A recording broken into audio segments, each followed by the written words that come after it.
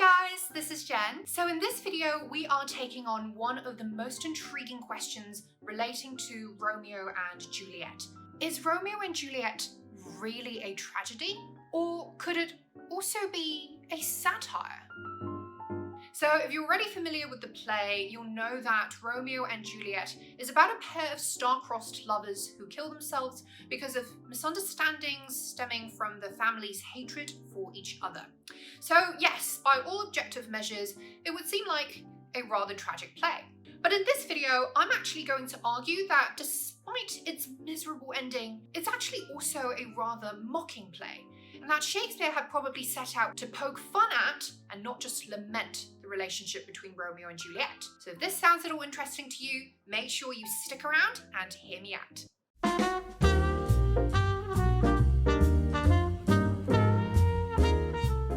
So if we look at the early editions of Romeo and Juliet, we'll see that the play was clearly meant to be received as a tragedy. In the first edition published in 1597, which we call the first quarto, the title reads, "An excellent conceited tragedy of Romeo and Juliet."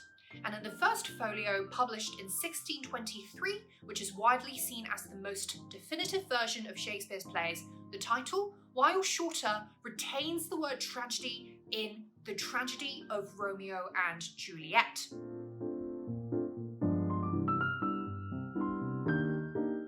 In the dramatic sense, all Shakespearean tragedies end in carnage, just as comedies end in marriage. So the lovers' suicides fit the bill. The fact that two innocent children have to die for the petty animosities of adult relationships also inspires wistfulness, and it's clearly upsetting to see a beautiful, untainted romance aborted by the cruel, inexplicable workings of fate. But on a deeper level, the play is tragic because it exposes the lack of free will in humans.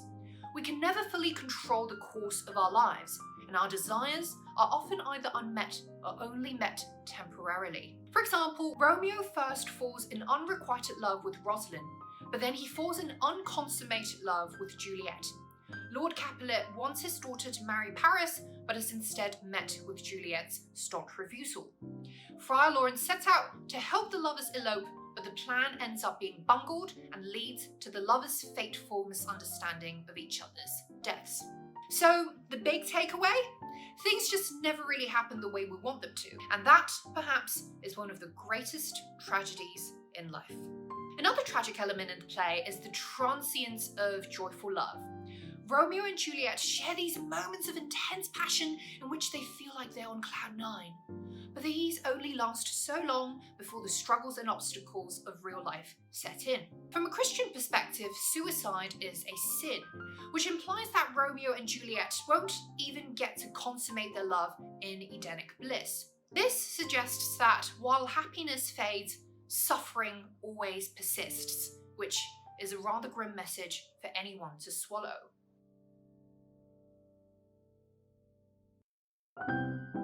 But could such a tragic play also be satirical? For starters, let's establish what satire means. To satirize means to mock or poke fun at something. And while the result can often be funny or humorous, it's rarely comedic for the sole purpose of evoking laughter. Instead, satire is intended to inspire deeper reflection by unveiling certain ludicrous elements about a situation. What, then, is so ludicrous about Romeo and Juliet? By the way, guys, if you find this video helpful so far, please do hit the thumbs up button below and also subscribe to my channel so that I can keep making these useful English Lit study videos for you down the line. I'd massively appreciate it, as always. Well, first, there's the astonishing speed with which the two lovers fall in love. Because let's not forget that Romeo was still enamored with Rosalind when he first set foot in the Capulets' ball. But as we know, he promptly forgot all about Rosalind upon seeing Juliet, which makes the whole process almost too laughable to be convincing. Friar Lawrence pokes fun at this actually, when in feigned shock horror, he says, "Holy St. Francis, what a change is here! Is Rosalind, whom thou didst love so dear, so soon forsaken? Young men's love then lies not truly in their hearts, but in their eyes." But beyond Romeo's fickleness, the friar's words here also suggest that Romeo and Juliet's love is probably just puppy love. more sparky than sublime, based on whims of the moment absent of thought, and a matter of temporal limerence rather than lasting love. So in a way, Act 2 Scene 2 and Act 3 Scene 5, which are moments when Romeo and Juliet verbally serenade each other, can almost be viewed as sexless one-night stands, so intensely passionate for the moment precisely because they are not really meant to last. There's also a literary device which suggests that Shakespeare is being satirical. Notice that whenever Romeo and Juliet converse, hyperbole is their dominant trope, and often the excessive use of exaggerated expressions result in melodrama and not authenticity. Everything the lovers say tends to extremes. For example, with Romeo's metaphor of Juliet as the sun in It is the East and Juliet is the Sun, his overblown reference to the brightness of her cheek would shame those stars, or Juliet's haloization of Romeo as the god of my idolatry, and of course in her pledge to loving Romeo forever when she exclaims, "My love is as boundless as the sea, my love as deep.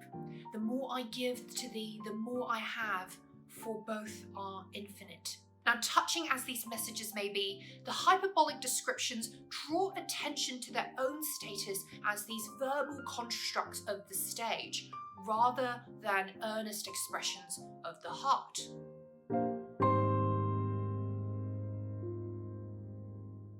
But Shakespeare's mockery isn't only directed towards the young lovers. The adults are actually also targets for satire, because Romeo and Juliet's deadly sacrifice exposes the pointlessness and pettiness of the Montague and the Capulets feud. Considering that nothing has technically changed in terms of the two families' dealings with each other throughout the play, it almost makes no sense that they would go from enemies to friends simply because their children die at the end of the play. So ironically, we see that the real function which Romeo and Juliet perform for their parents is the reflection of the adults' childishness, and by extension of the irrational stupidity and grave cost of human conflict, which often requires undeserving deaths as a means of effective remediation. Just think of all the wars in history. Perhaps Shakespeare's mockery of the two families is best encapsulated in Friar Lawrence's comment to Lord Capulet in Act 4, Scene 5, when they witness Juliet's corpse, as he says,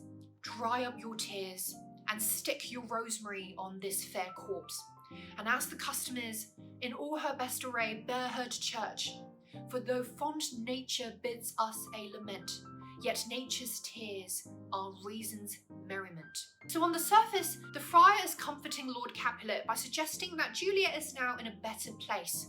But when we really think about it, it seems rather odd to tell the father to just dry up his tears and stick a flower on his daughter's dead body at the very point when he discovers her death. Because any natural process of grievance is bound to last much longer than that. The measured antithesis between nature's tears and reason's merriment counterposes instinct and rationality, as well as melancholy and contentment, but it seems a bit too neatly arranged and artificial for a moment that's supposed to be characterized by incredible and unrestrained grief.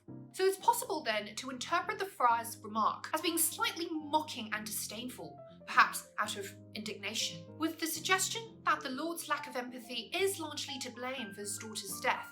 And so despite his showings of grief in this moment, it's doubtful as to whether he'd truly be able to appreciate the real sorrow of her and Romeo's sacrifice.